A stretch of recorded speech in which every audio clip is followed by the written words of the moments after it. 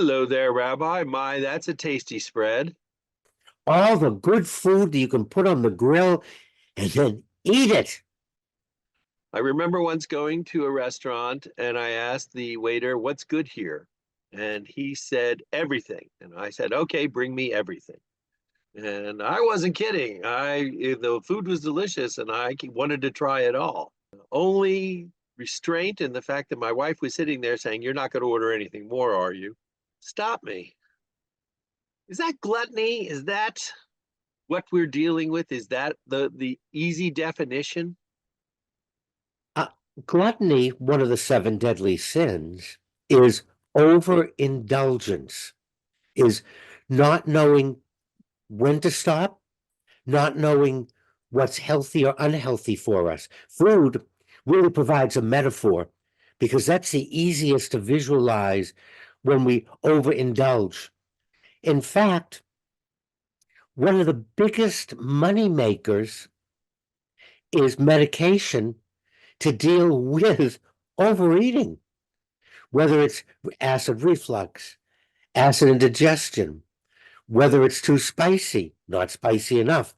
But it's a multi-billion-dollar industry where if we just stopped for a minute and said a small amount or a modest amount, my body can take this much, I eat it, or my body doesn't do well with those spices, so I'm not going to eat them.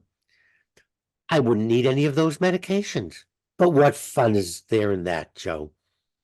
And let's not forget the weight loss diet pill industry as an indication of being allowed to eat more and not pay the consequences. Is gluttony confined to consumption, or when we look for ways to get away with it?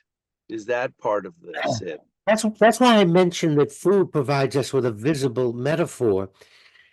Gluttony is overindulgence, is when we do anything that begins to harm us. Exercise, not exercising. Binge watching, not binge watching. We can pick anything, and we can put that in the category of being gluttonous, of feeding the body to the point of it's harmful and it's not healthy for us. The fact that weight loss is a problem tells us that gluttony is a problem.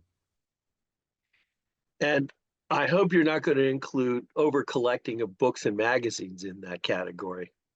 I think we have to stop and look at our own behavior and say, is my behavior healthy for me? Not what I read on the internet, not what I hear in the social media.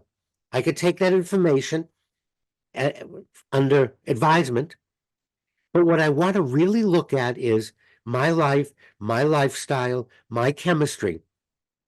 Create my own regimen and go, the gym is fine, but not 5 times a day, not spending more time in the gym than doing anything else. Or it's okay to go to a barbecue, it's okay to have kebab. How much? And I think therein lies the rub, to use a famous quote, is gluttony is about self-control and knowing yourself. The same thing applies to shopping, to buying tickets for the Mega Millions or the Bigger Buck, whatever it's called this week. Playing video games, playing any kind of game, watching too much television.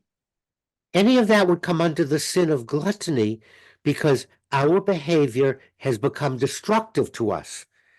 Rather than zeroing in on any one thing or any one event. Look, there's nothing wrong with going to a party and overindulging. We all do. So there's some good medication to take. None of this is wrong in and of itself. The sin of gluttony is a pattern of behavior that turns out to be self-destructive and harmful to us. So what you're saying is seek balance in all things. And isn't that what all our scriptures teach us? Balance, the middle path, the middle way. One should not exclude food, nor one should only eat that food. It's about the balance.